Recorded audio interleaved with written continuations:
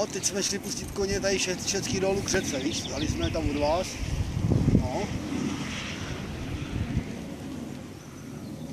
Co pak?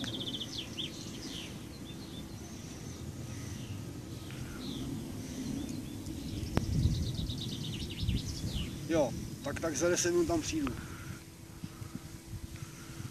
Jo, přijde tam nějakou, budu se uhnout dodávkou a jo. Jo, čau.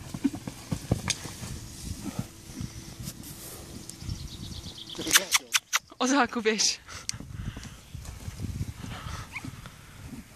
Co dělá, ty jo? Ozi, utíkaj, jdi pryč.